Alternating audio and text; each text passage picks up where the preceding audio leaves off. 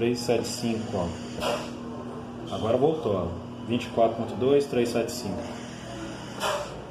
396, 24, ó.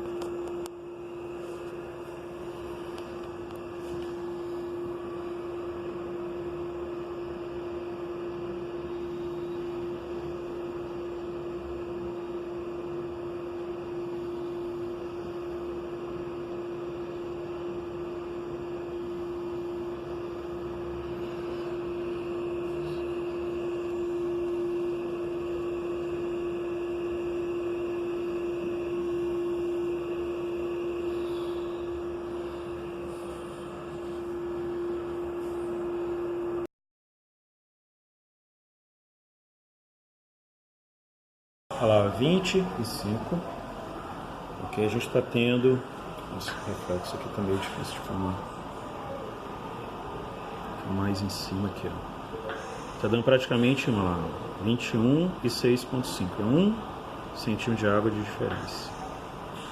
Ó, 20.1.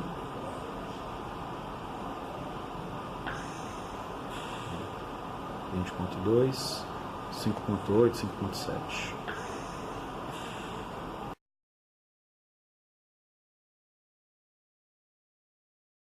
Tá pegando aqui, ó, o ajuste tá 25, 20 de PI e 5 de PIP. Aí tá aqui a montagem do circuito. Passa aqui, foi adaptado uma traqueia, colocou um balão para pressão. Pegou aqui, tá aqui ligado. A gente tá vendo aqui, ó, a PIP chega a 4.2 e o valor máximo em alguns momentos chega a 20, mas ele está dando aí 18.1.